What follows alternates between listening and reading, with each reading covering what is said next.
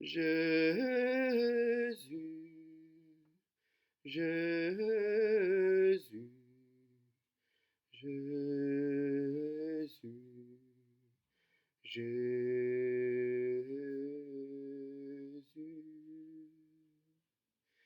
Jésus, Jésus, Jésus,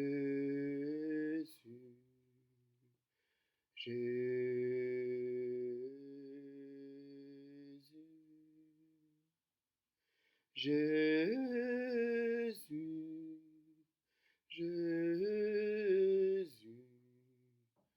Jésus,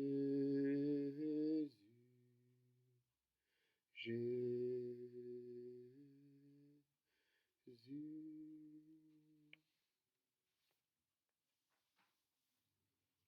Au nom du Père et du Fils et du Saint-Esprit. Amen.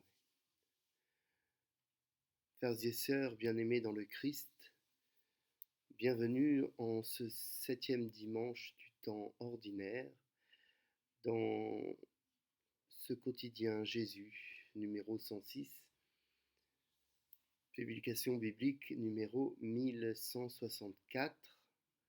Aujourd'hui, nous sommes le jour du Seigneur, le jour où nous célébrons la résurrection et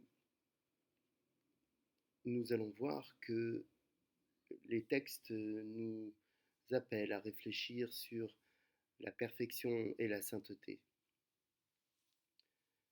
Le quotidien La Croix nous apprend que la Convention citoyenne, composée de 184 participants, s'apprête à voter en faveur de l'aide active à mourir, tandis que 800 000 soignants lancent un appel dans le Figaro contre la mort médicalement assistée. J'ai quant à moi les positions de l'Église catholique, et ayant été infirmier durant 10 années en soins palliatifs, je sais de quoi je parle, et ce qui vit dans ma mémoire, sanctuarisé par le secret professionnel et la confiance que m'ont fait tous ces humains. La médecine ne peut pas donner la mort volontairement. Cette question, qui passe un peu inaperçue, est pourtant d'une grande ampleur et mériterait que tous les Français soient consultés, pas uniquement les 184 de la Convention. Il y a toujours l'espoir de trouver des remèdes, de faire guérir. Dieu nous donne ce charisme. Mais la fin de la vie appartient à Dieu seul. Il va nous falloir beaucoup prier.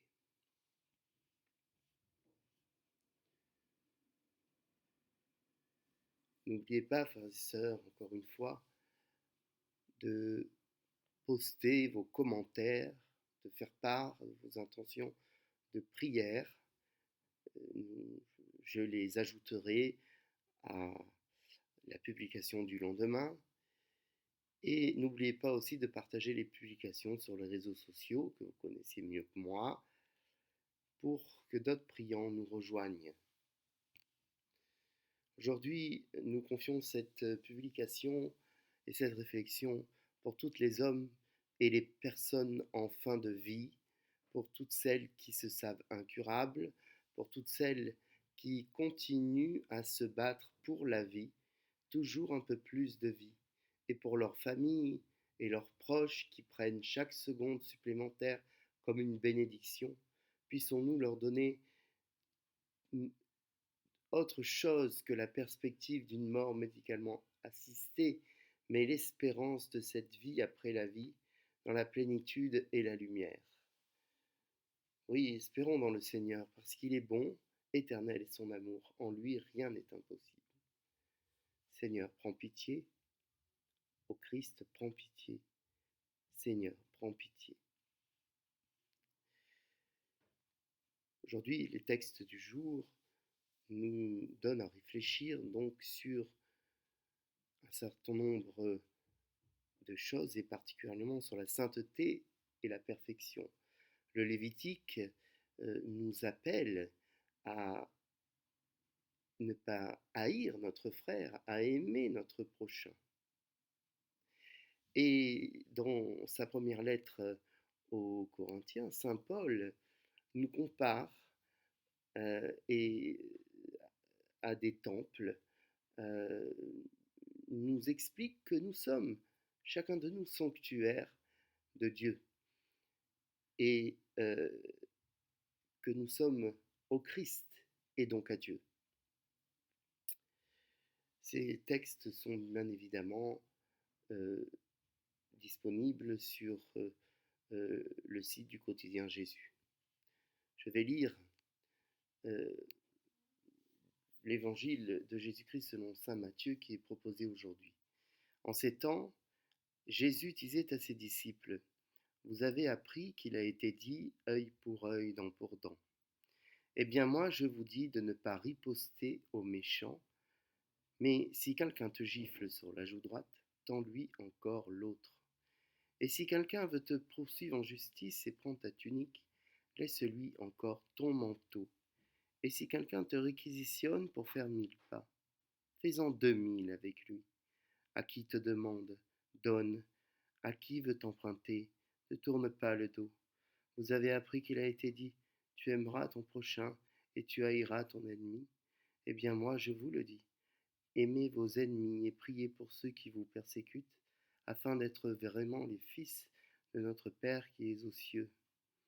Car il fait lever son soleil sur les méchants et sur les bons, il fait tomber la pluie sur les justes et sur les injustes. En effet, si vous aimez ceux qui vous aiment, quelle récompense méritez-vous? Les publicains eux-mêmes n'en font-ils pas autant? Et si vous ne saluez que vos frères, que faites-vous d'extraordinaire? Les païens eux-mêmes n'en font-ils pas autant? Vous donc, vous serez parfaits, comme votre Père céleste est parfait. Seigneur Jésus, c'est à toi qui nous enseigne que je m'adresse en méditant ta parole. Je regardais, chers frères et sœurs, une émission fort intéressante qui glosait sur l'évangile de Jésus, sur sa vie, sur ce qu'on appelle son historicité. Et de nombreux chercheurs parlaient de cette phrase que Jésus a dite dans Matthieu 24, devant le temple de Jérusalem. Amen, je vous le dis, il ne restera pas ici pierre sur pierre, tout sera détruit. Alors les spécialistes cherchaient à savoir si Jésus avait pu détruire le temple si un tremblement de terre ou une grande catastrophe avait eu lieu. Il y a encore cette phrase dans le 2e chapitre de Jean où tu déclares, Seigneur Jésus, aux Juifs qui te questionnent: détruisez ce temple et en 3 jours je le relèverai. S'il semble exister beaucoup de mystères autour de cela, nous autres chrétiens avons la réponse chez Paul dans son épître aux Corinthiens. Le temple dont Jésus parle n'est pas le temple de Jérusalem, mais son propre corps, qui a donné chair au Fils de Dieu, ce corps qui sera brisé, détruit, crucifié, planté dans le bois par des clous à vif, ce corps qui accepte de mourir et de remettre l'esprit, car nous le savons, personne n'a pris ta vie, Seigneur, mais c'est toi qui l'as donnée. Alors, ce temple si précieux du Saint de Dieu, du Saint des Saints, a été enseveli, mais au 3e jour, il est ressuscité, il a laissé le tombeau complètement vide. Et Paul nous le dit, nous qui sommes à l'image de Dieu, nous qui sommes chrétiens, nous sommes des sanctuaires vivants, et l'Esprit du Seigneur, l'Esprit de sainteté, vient nous habiter. Nous sommes des tabernacles dans lesquels tu viens élire domicile. Jésus, toi qui te donnes pleinement et vraiment dans le sacrement de l'Eucharistie. Imagine-t-on seulement ce qu'il se passe lorsque nous prenons la communion. Bien au-delà d'ingérer un petit bout de pain, Nous vivons cette brèche où le ciel vient transcender la terre par sa présence réelle. Aussi, parce que nous avons cette lourde tâche, parce que nous sommes au Christ, nous avons le devoir de ne pas souiller ce sanctuaire. Nous avons le devoir de le conserver le plus pur possible. Et cela dans nos vies de chaque jour. Il nous faut lutter contre le péché. Il nous faut aussi suivre les commandements donnés à Moïse et réactualiser par ton commandement d'amour. Déjà dans le Lévitique, nous retrouvons l'impériosité de ne pas haïr notre frère et d'aimer notre prochain comme nous-mêmes. Mais le Seigneur va plus loin, lorsqu'il nous demande à travers Moïse de devenir saints comme lui est saint. Et toi, Jésus, tu nous déroules le tapis de la miséricorde pour y parvenir, en renonçant à la violence, à la vengeance, en aimant jusqu'à nos ennemis. Il ne s'agit pas d'une impuissance ou d'une inaction, mais au contraire, de la plus grande intention qu'il soit, celle d'arrêter la spirale du péché, en ne répondant pas au péché, à Satan qui vocifère. Il y a un seul moyen de se protéger, ne pas lui parler, ne pas lui répondre, ne pas le considérer et le laisser passer derrière nous. C'est un appel fort, celui d'être parfait comme Dieu est parfait. Cette perfection se vit sur le chemin de sainteté, dans l'amour, la foi et l'espérance. Oui, chers frères et sœurs, visons la perfection, non celle de ce monde, mais celle de Dieu. Qu'il en soit ainsi. Aujourd'hui, dans ma réflexion sur la sagesse, je voudrais réfléchir sur la perfection. Lorsqu'on ose se regarder de près, on se rend bien vite compte qu'on est loin de la perfection. Cette imperfection multimillénaire accrochée à notre statut de mortel est souvent adoucie par cette phrase « nul n'est parfait ».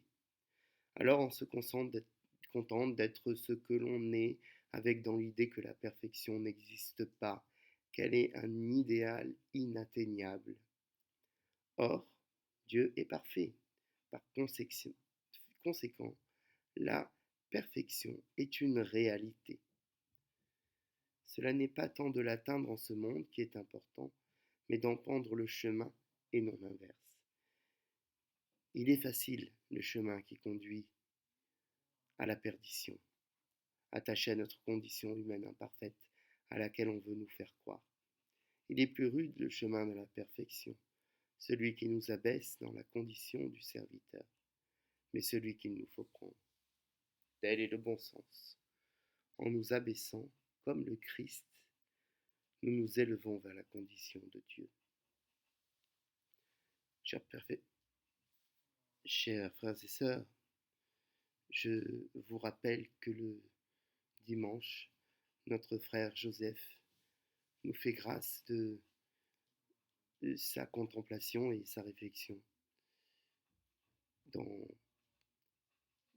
notamment sa réflexion sur l'amour et sa liberté, et aussi en nous donnant à réfléchir autour du texte de l'imitation de Jésus-Christ.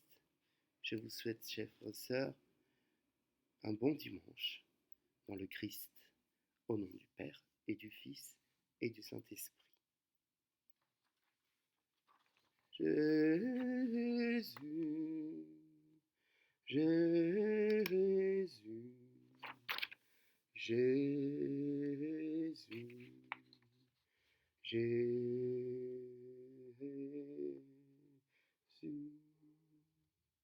Jésus.